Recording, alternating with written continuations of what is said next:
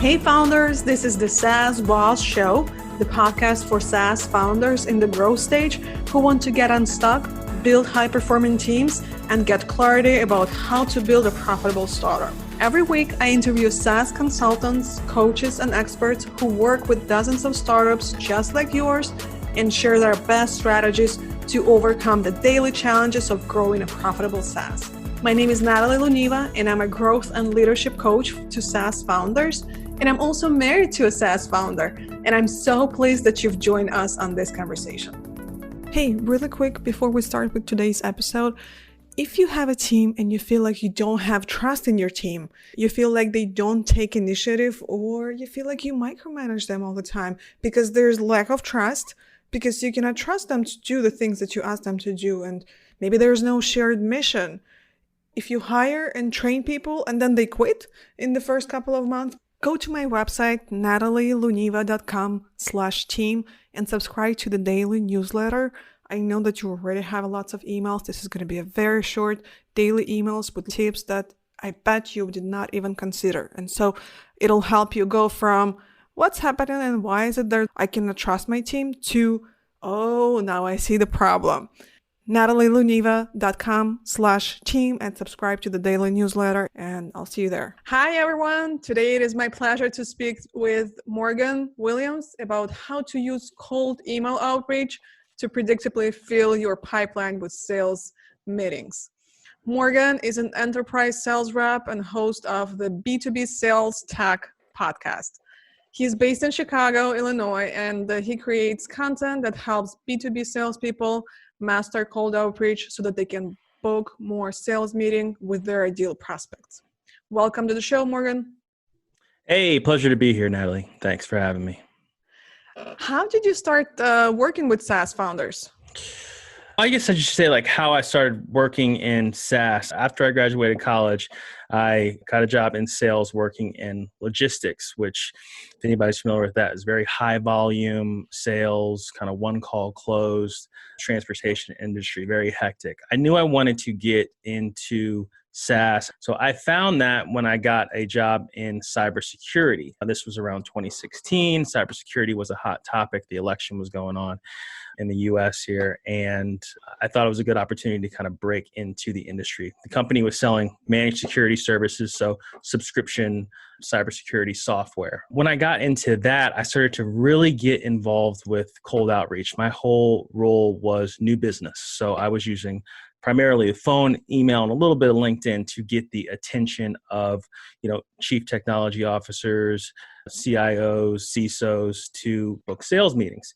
So once I started with that, I started to get really into sales and copywriting and the psychology of what it takes to get someone to respond to your sales messages, whether it be on the phone, email, what have you. And part of that journey was going onto Facebook and different websites and connecting with other people, a lot of them in SaaS industry and SaaS founders who were pretty much looking to do the same. Every day, every business needs to get new customers, no matter what business you are in, where you are, you need new blood to come into the system. So that's kind of how I started to get involved with SaaS, and then, helping people out when asking questions, and started to focus in on this one core component of sales that everyone needs to do. Awesome. So today we talk specifically about email outreach, and email is a hot topic, I think, because lots of people say that email is ineffective, especially doing cold outreach, that the open rate is really low, the response rate is really low. So it's basically like the ROI on this activity is close to zero. That's what I hear from majority of people. Right. Obviously, you working with this, and you've been doing this for years and years, and you know things that actually do work versus things that don't work. So I think it would be really interesting to hear your perspective. So how effective you think cold email outreach can be? It's incredibly effective if used properly. Email is something that is unique to any other medium on the internet. The biggest thing about email, I think it's most interesting, is that nobody owns it, right? It's a decentralized platform. Someone can shut off your Facebook account, someone can, shut off your LinkedIn account, but, your email can get blacklisted, but you can always get a new one. And it's also the cornerstone on the internet. To do anything, to sign up for anything, to apply for anything, like you need an email address to do that. So I think mastering email is super important. Also, it's the communication medium that everyone uses to some degree. Email is here to stay. It's the number one business communication. So being able to leverage it and harness it is truly powerful. What's very interesting that's been happening with email over the past several years is the proliferation of new technology that's coming into the sales space, like the sales tech space, that makes leveraging email even more powerful. So what I'm talking about specifically is when I first started doing email campaigns, and if when they first get started, one of the big roadblocks is that it's very tedious. It's very tedious and difficult if you have no context to find someone's email address, to figure out how to write an email that gets responded to, and to send out tons of emails. So using different software that's coming into the SaaS space over the past several years, like, email finding software where you can just put in someone's name and domain and find their email address, or email sending software where you can, literally just load up your emails in your prospect list and automatically send email messages and follow-ups, which is most important to people. It's incredibly effective. You can take one individual and, turn them into several, technically speaking, with this technology that's coming to the space with email. All right. So how do we start with this? Do you have a specific example that you want to talk about to give us more like actionable step-by-step? Yeah, absolutely. So whenever I think about creating an email campaign, I use the same framework every time, and I start thinking about it the same way. This is an old framework that I first heard of Dan Kennedy. If anyone's listening who's heard of Dan Kennedy, he's like the Michael Jordan of direct response marketing, right? So he always used to say, and he has this thing in his books, like if you think about a pyramid shape and you cut that, put two slices in there, so there's like 3 levels, right? Starting at the bottom, the most important piece is the market, right? Making sure that you're fishing where the fish are is the most important thing. The best message in the world doesn't matter if the audience isn't responsive. You want to make sure you're starting with the right market first. The next piece is your message or your offer, right? A lot of times emails don't get responded to because people are asking too much in that first email. So for example, I never ask for a meeting on the first email. Never. I'm not looking to get a meeting out of someone. I'm looking to start a conversation, because it's very difficult to get someone from stranger on the internet to, okay, let's talk to 30 minutes. It's too big of a gap. First, I try to get them in a conversation, get them talking to me first, get them a little bit invested, then follow up and ask for the email depending on the conversation, right? So messaging is a huge piece of that, your message, your offer. Next is the copy, what you actually write in your email that gets someone to respond. Like you said before, a lot of people say email doesn't work. That's complete garbage. Email works. It works really well. It's just, if it's not working for you, you're doing something wrong, right? A lot of times I see people like they want feedback on emails. Okay, what are you sending? And they send the email they have, and it's this long text that's, hi, my name is so-and-so. I'm with this company. I'm da-da-da-da-da, very long. Those do not work. People are not going to read that. You need to write your email in a way that gets someone's attention, grabs them, and gets them to respond to you. So, of course, easier said than done. How do you do that?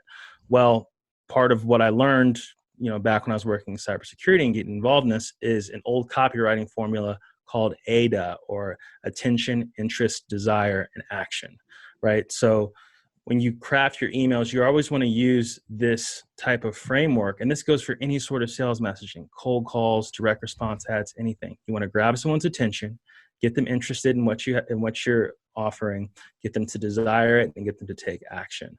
So those are just some brief, high-level bullet points on how you construct that. The bottom of the pyramid is more important than the top, right? If someone's dying of thirst in the desert, right, you can sell cup of rainwater to them. Like, it doesn't matter. Like, the market's the most important thing, then the offer, then your copy. So that's got it. So then there basically the pyramid consists of 3 layers, right? Yes. The market, next the message, and then the copy. Right. When, for example, someone asks you to take a look and diagnose what's not working with the campaign that someone set up, for example, what are your steps? What are some pitfalls that we can generally see majority of people make?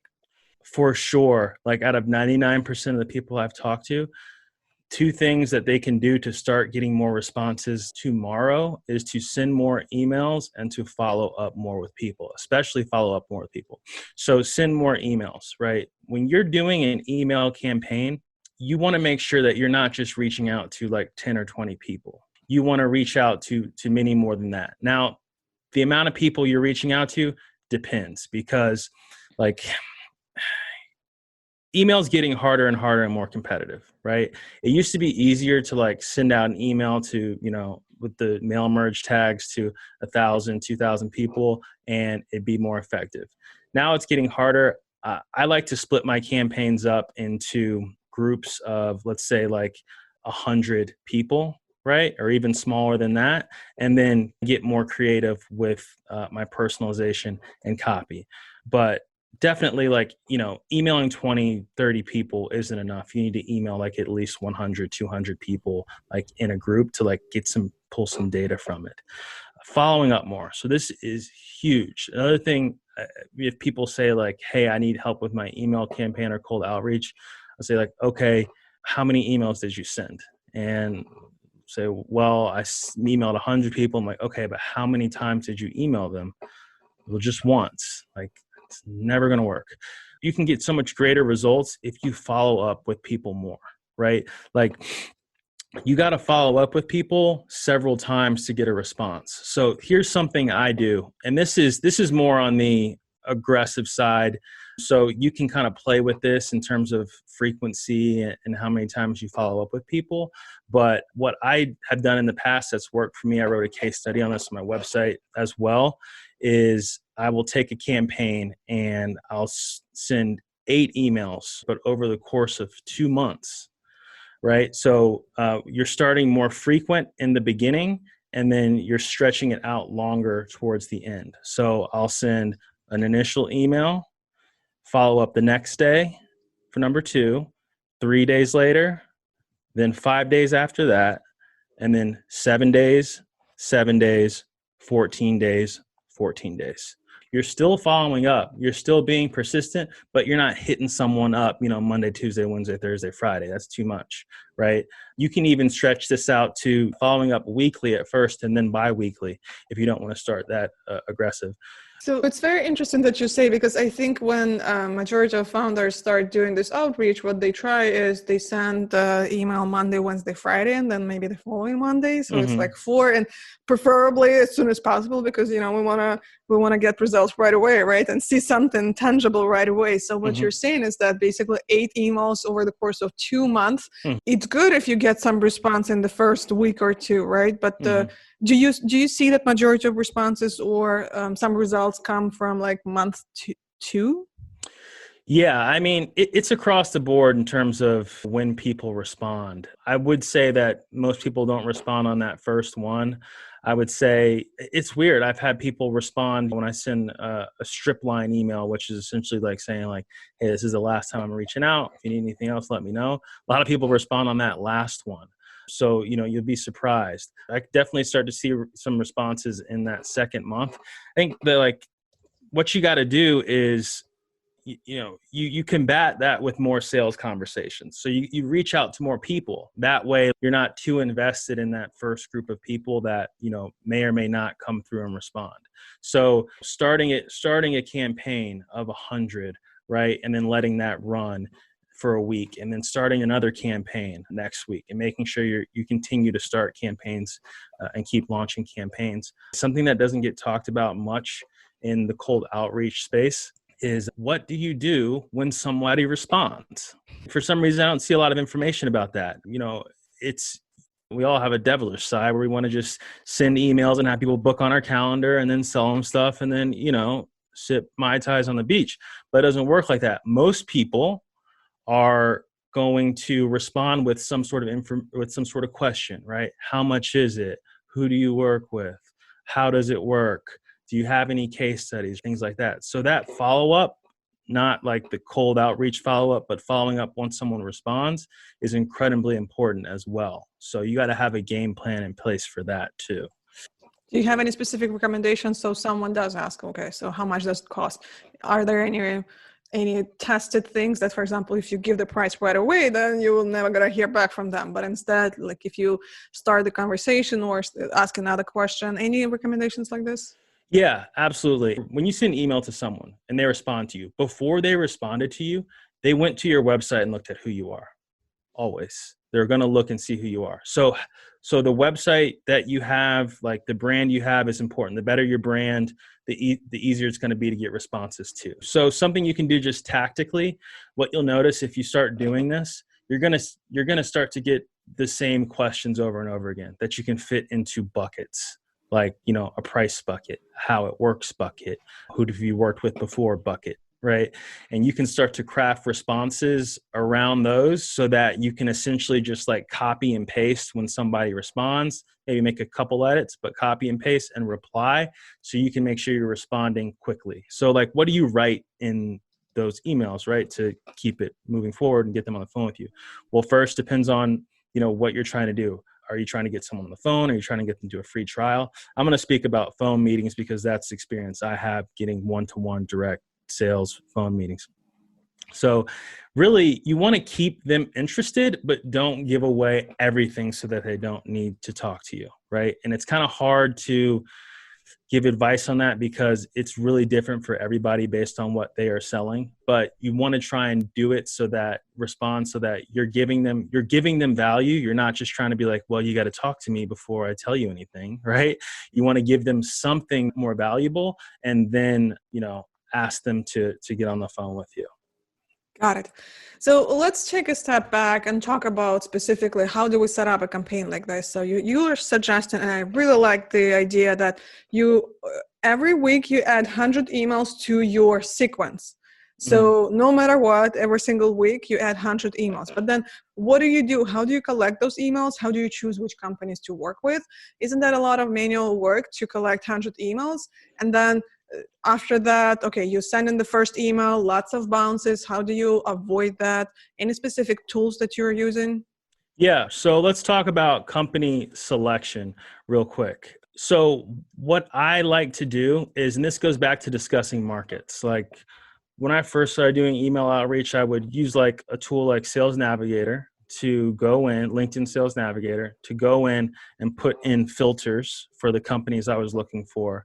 And then I would scrape that information off of LinkedIn. So if people aren't familiar with Sales Navigator, it's a very powerful LinkedIn directory that you can use to filter out your ideal prospects. You can sort by company size. You can sort by, like headcount, revenue, job title, like all different sorts of stuff, and find your ideal prospects there.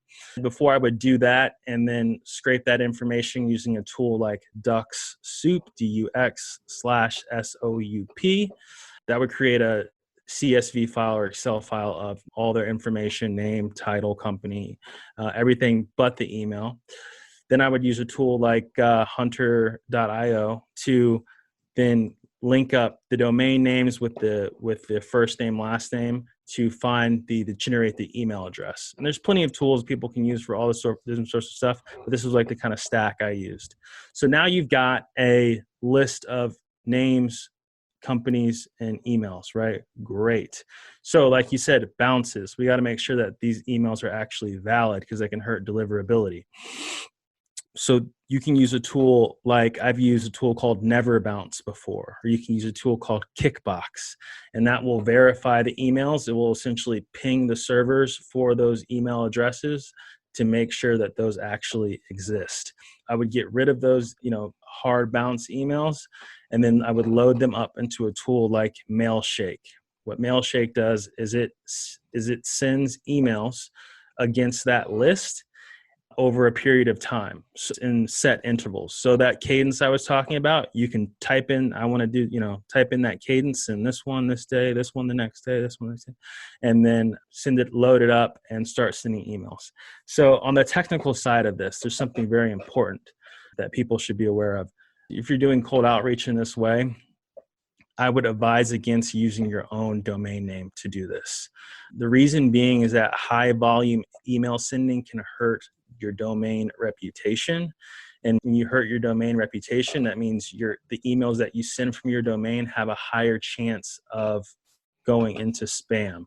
I made this mistake. I was using my own email address to send emails like this, and I was sending a lot, and then my regular emails started going to spam, like customer emails started going to spam, and it was not good. So what you should do is and there's different ways to do this, but you get a new email address. So say your regular email is SaaSboss, or your regular domain is SaaSboss.com. You can make a new domain called like SaaSbossmail.com. If you ever got an email from Facebook, you can see that they send email from FacebookMail.com for the same reason, right? So what you do is you create that new domain and create a new email address on that domain. Then you set up a redirect in cPanel or whatever you're using in the back end to redirect to your main domain. So like we were saying, if you're cold emailing someone and they go check out your website and they type in SaaSboss Mail, they won't go to like a blank page. They'll go to your main page. Next, you want to do what's called setting up some email authentication settings. There's a lot of people who know more about the technical side of email than me, but I know that this stuff is important and you got to set it up. So you want to set up 3 different things. These are all, I would say acronyms, I don't know, but initials: SPF, DKIM, and DMARC. And that's SPF, DKIM, and DMARC, DMARC. And what these are authentication protocols that essentially help you get to the inbox better, right? They are, when you're emailing and you're sending an email to another server, right? They're basically say like, hey, I am who I say I am, let my email in, basically. If you're just trying to sell, like, that's all you need to know. I have never even set these up myself. I go on Fiverr and I buy this $5 Fiverr gig, and some guy sets it up for me in like 24 hours or whatever. And that's how I get it done. This is important for deliverability. Like, you want to do that. So you got your new email. It's redirected. You've got your authentication protocols in place.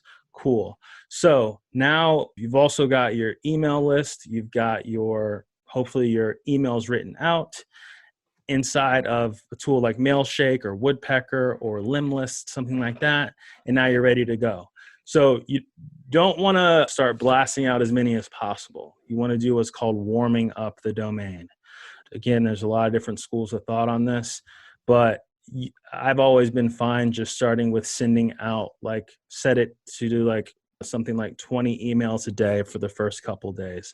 And I love how I think Mailshake is also offering you that, right? It asks you a question because I was using it before. And I think Mailshake is saying to warm up your domain, make sure not to send out more like, this amount within this period of time. Yeah, you want to start slow sending. So you want to send out, you can start with 10, 20, and then after a few days, double it and double, 10 to 20, then to 40, week 2, you're on 80 and 160. Right. So you won't shock the server, right? And have your email start going to spam or bouncing.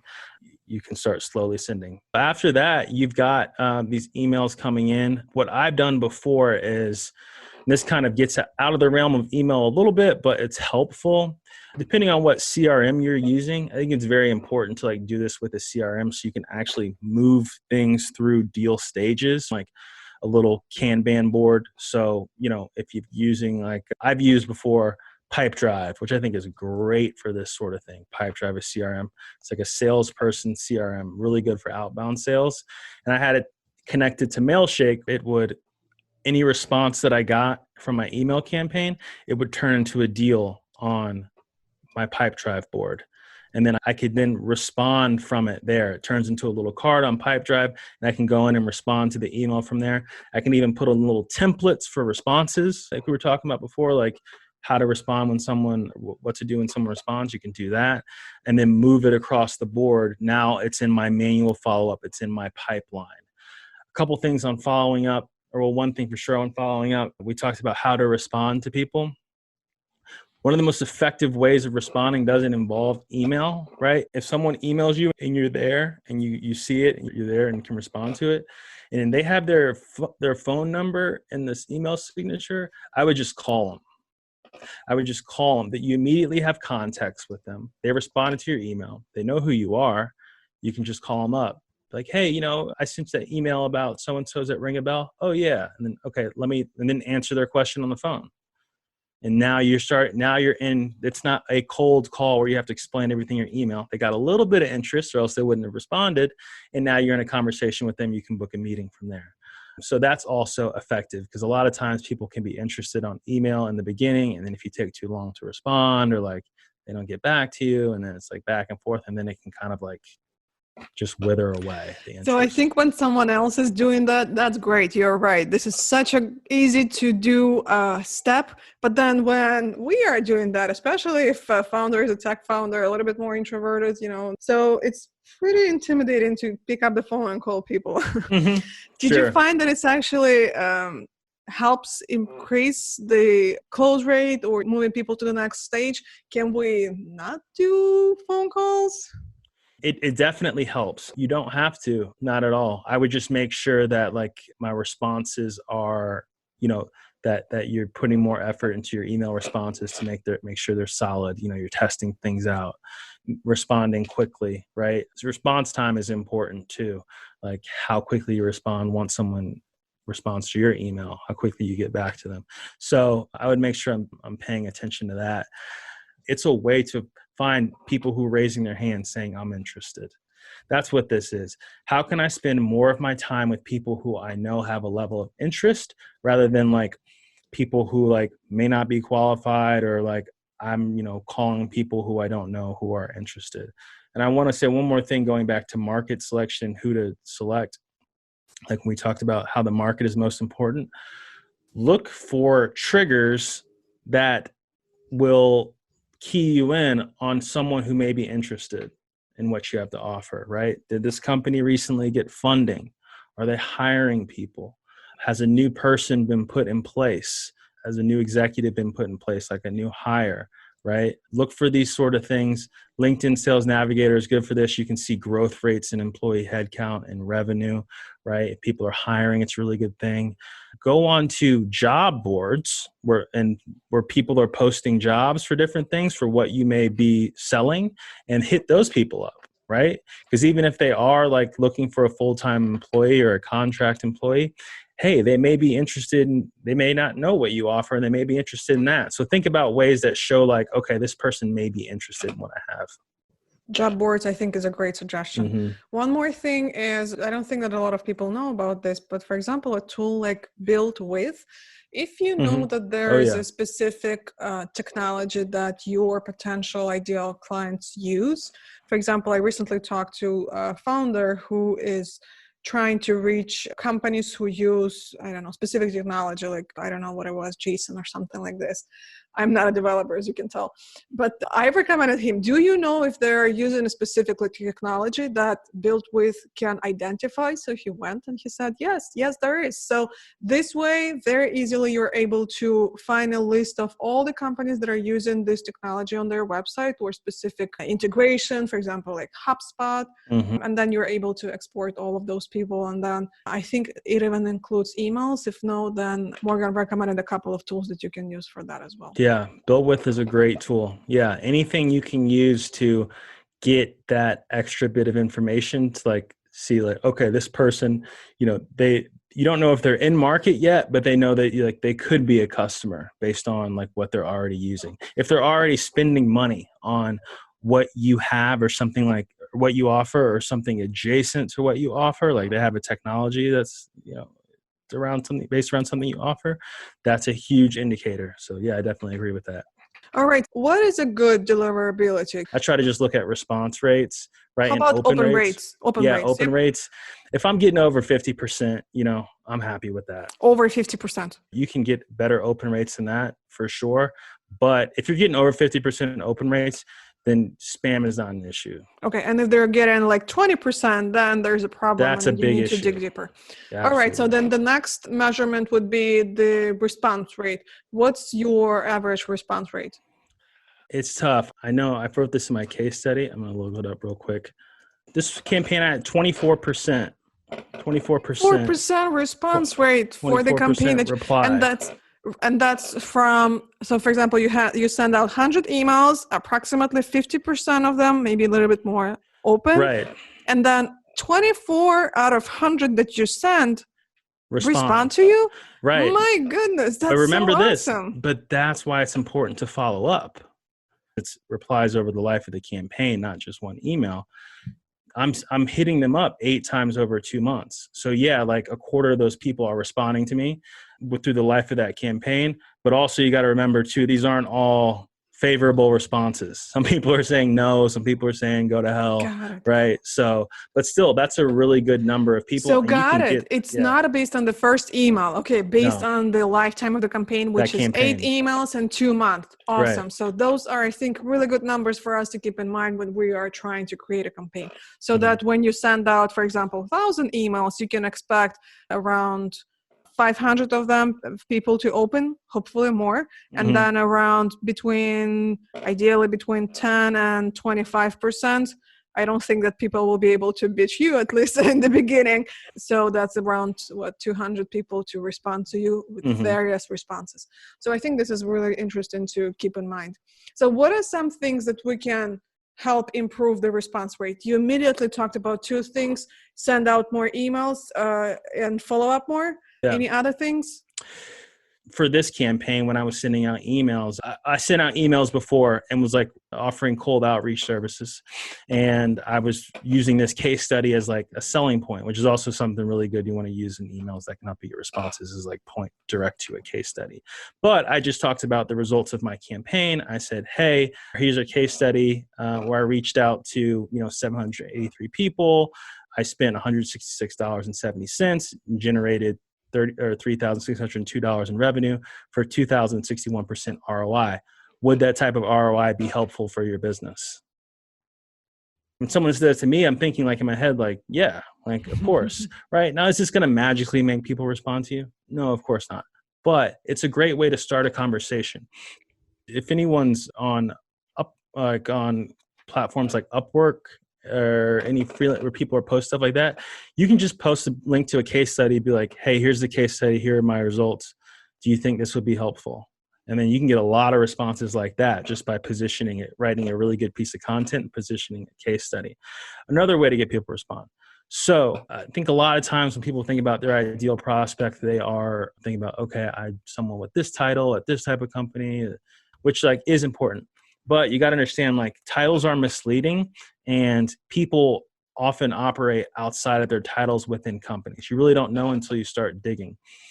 But in any company across the globe, it's easier to get someone to reply to an internal email from someone in their company than it is from an external email. So what I'm saying is, like, instead of emailing someone and trying to get their attention and get a meeting, it's oftentimes easier to email their boss, right? And get that email pushed down to them to take action on.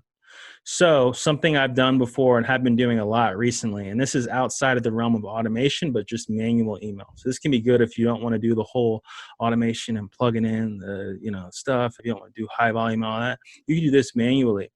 You can I usually reach out to, let's say I'm trying to get to someone who's at the manager level, right? I will reach out to, like, if you have them here, they're a manager, I will reach out to a director, a VP, and someone in the C-level. And I will reach out to all of them with a similar email, but I'll say, like, at the bottom in the PS, I reached out to person 1, 2, and 3 in the same regard. So I'm sending it to all of them.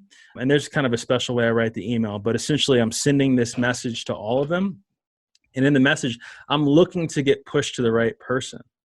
I'm thinking, like, hey, I'm not asking for a meeting. I'm saying, like, who is the right person to handle this? Because executives and senior leadership, when they get an email, they're thinking like, who can I give this to? And employees underneath are looking to cover their ass. So you get an email from your boss, you are responding to it. Like, even like, they CC you on it, they push it to you, you respond to it. They're going to respond to if they respond to it, they're going to respond to it so that, their boss can see that they're taking action on it and that they saw this, because they don't want you to reach out to them again. And that person being like, oh, why didn't you take care of this? I know it's kind of like esoteric type stuff, but I mean, we've all worked in companies, like, how this type of stuff works. Like, if your boss says, hey, check this out, you're going to take action on it, rather than like someone from outside the company that's saying like, hey, can we talk? Like this, the less brand recognition you have, the more you need to focus on the pain that you solve, right? I interviewed someone for my podcast, and he used to work at Google, and I was like, in sales, and I was like, hey, what was that like? And he was like, well, when we cold call people, they didn't hang up. You say, hey, I'm giving you a call from Google. And they're like, all right, go on. Right. Other places you say, hey, I'm okay, click. You know what I mean? Same thing with email. The more brand equity you have, the less you need to like focus on what exactly you do, because people probably know what you do, or at least some idea. The less you have, the more you want to focus on the pain that you solve, not what your company does or what your position is or who you are or what your history is. You want to focus on the pain point, a painful problem that you solve, and try to figure out who handles that. Who would I'm trying to get pushed to, who would that help in the company, right? And looking for that referral. Morgan, this was really helpful. Any other questions that I should have asked you, but I didn't? I would say like resources to check out for copywriting. So copywriting gets overlooked a lot when it comes to just sales communication. And there's so much. If you want a new idea, read an old book. I mean, seriously, like there's so many good books out there, old ones where you can learn like basic fundamentals of this stuff, and like markets and harnessing demand and how to get people's attention. There's a really good book called Cashvertising, and it talks about the 9 secondary wants, these things like social proof, convenience, things like that. I would look into that when it comes to check out that book for how to craft your emails. That can help a lot. Check out a book called Scientific Advertising. That's a really good book too. Claude Hopkins he's dead and gone now, but he invented the split test. He originally started testing out direct response communication like long ago, testing out different headlines. And he talks about like how the headline is most important in your sales piece. Writing that makes people take action, right? That's all we're doing. We're trying to get someone to take action. How can I write words and get you to take action, right? So those resources and anything in copywriting would be solid to check out. Awesome. Thank you. Where can founders find more about you, and tell me about your services? I hope that you're offering these services to people as well, because I'm sure everyone really needs those, especially when they're just starting their tool and they don't have any sales. Cold outreach is really the way to go, especially at the beginning. Absolutely. So I'm not offering any hands-on services right now. Yeah, I work full-time doing this every day, but people want to chat and need help with something. I'm always there to kind of help out where I can. So I do some like consulting in that regard, just like giving advice and helping think of strategy. But the best place to find me, my podcast, it's called the B2B Sales Tech Podcast by Morgan Williams. Awesome. And what's your website? Yeah, it's morgandwilliams.com. Awesome. Morgan, this was really helpful. Thank you so much for your time. Awesome. Thanks, Natalie. I appreciate it.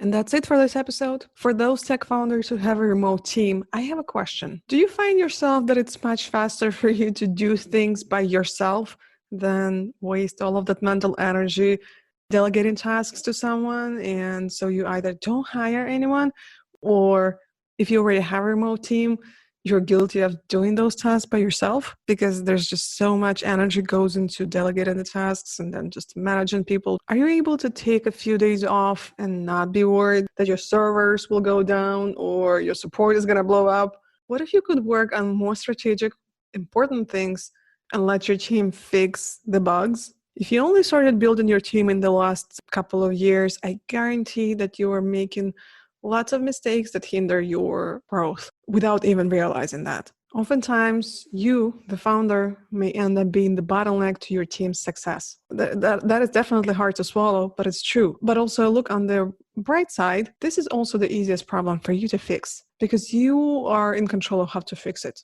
I'll be launching soon a program that will help tech founders improve your team performance and as a result, remove the roadblocks to scaling your SaaS just by improving your operations and team dynamic. This is really the shortcut. To be notified when it's live, go to my website, natalieluneva.com/team. natalieluneva.com/team.